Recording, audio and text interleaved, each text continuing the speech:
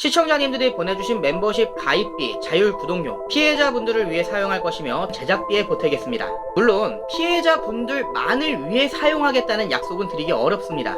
저도 그래도 생계는 유지해야 되잖아요. 저 같은 유튜버한테는 뭐가 보상입니까? 구독자 상승과 머니. 저는 나쁜 사람 돈은 좀 받아도 되지 않나? 라는 그릇된 생각을 하게 되었고, 최근 쯔양 사태와 관련해 가장 입에 많이 오르내린 유튜버들의 공통점은 사이버 레커라는 겁니다.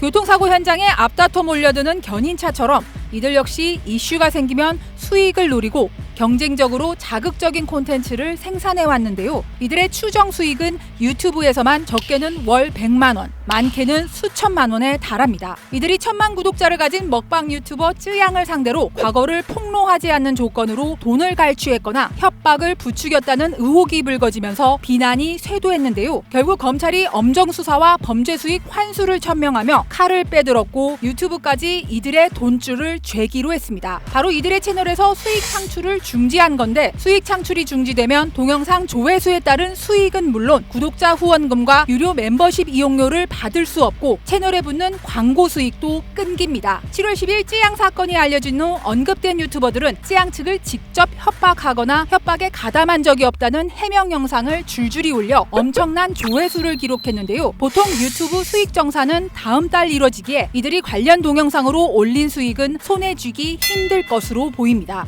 하지만 이들의 수익 창출 가능성이 영영 막힌 건 아닙니다. 유튜브 정책에 따르면 수익 창출이 중지되고 90일이 지나면 재신청을 할 수 있습니다. 신청이 들어오면 유튜브 측은 검토를 거쳐 승인 여부를 결정하는데, 문제가 해결되지 않았다면 정지 기간이 더 길어질 수는 있습니다. 정책 위반이 반복되거나 의도적이라고 판단되면 채널이 아예 폐쇄될 수도 있는데, 채널 폐쇄는 사이버 레커들이 가장 두려워하는 것이기도 합니다.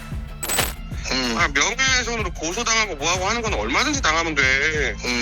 유튜브에서 우리 지워버리면 끝나는 거야. 실제로 이들은 수익 정지를 전후로 사과 영상을 줄줄이 올려 위기감을 드러냈습니다.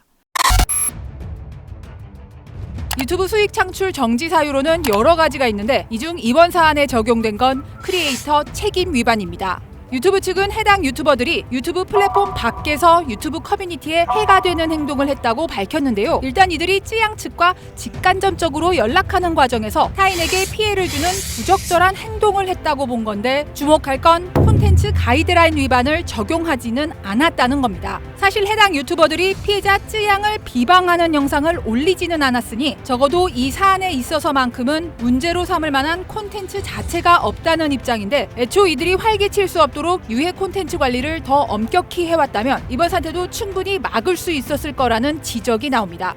이 유튜브 생태계 자체가 일정한 규제, 규칙이 존재하지 않는 하나의 그 아노미적 상태가 유지되고 있고, 그 당사자의 아픔은 도외시한 채 소위 그 이익 창출이라고 하는 이러한 이제 욕심이 쉽게 현실화될 수 있는 수익 구조가 계속 지속되지 않도록 하는 공식적인 제도가 있어야 될 것 같고요. 사이버 레커들은 유튜브와 함께 커왔습니다. 이번에 문제가 된 유튜버 중 일부는 과거 먹방이나 자동차 관련 콘텐츠로 시작했다가 범죄를 폭로하거나 가해자를 응징하는 콘텐츠로 조회수와 구독자가 급격히 늘어나는 경험을 하고서 아예 범죄 등 이슈 분야에 집중하게 됐다고 하는데요. 물론 이건 철저히 이들의 선택이었지만 대중의 호기심을 자극하는 매운맛 콘텐츠를 경쟁적으로 제작하도록 부추긴 건 바로 유튜브라고 전문가들은 지적합니다. 어찌 보면은 비플적 방조가 되지 않는다라는 생각이 드는데, 우리는 사이버 레카 무슨 레카라고 해서 도덕에 반하는 행동을 하는 사람들이라고 생각하지만, 유튜브 입장에서 보면 굉장히 중요한 영업사원이 되는 거죠. 그 영업사원이자 고객이자 수용자자 다란 말이에요. 그러니까 이 메커니즘을 이해를 한 상태에서 우리가 접근을 해야 되지 않을까.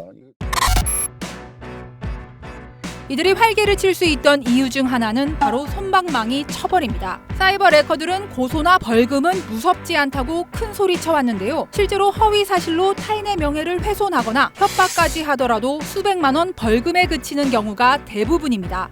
지금 명예훼손 처벌하는 그런 기준 자체가 좀 낮기도 하고요. 특히 좀 일부 사실이 좀 섞여 있고 이거를 약간 공익적인 요소로 판단을 해줘서 기소가 안 되는 케이스도 꽤 많거든요. 자극적인 영상으로 만들어서 그냥 돈벌이 하려는 이런 게 있는데 그 이면을 좀 못 보는 것도 있는 것 같아요.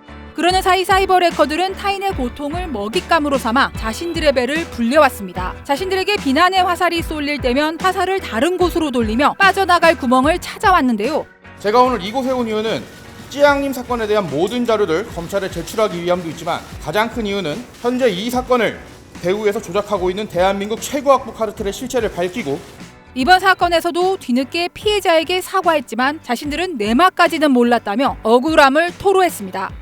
리스크 관리를 해달라는 소속사의 제안을 받아들였고 저는 저만의 방법을 사용하여 전 대표를 압박하는 것과 동시에 유튜버들에게 후원금을 제공하며 해당 이슈를 잠식시킨 거고 그렇게 받은 300만 원이 제가 유튜브를 하면서 불순한 의도로 받은 처음이자 마지막 돈이었습니다. 찌양님에 대한 아픈 사연과 전후 사정을 미리 알고 있었더라면 구제역과 통화하면서 그렇게 장난조로 오해의 소지가 충분히 불러일으킬 만한 그런 통화를 하지 않았을 겁니다.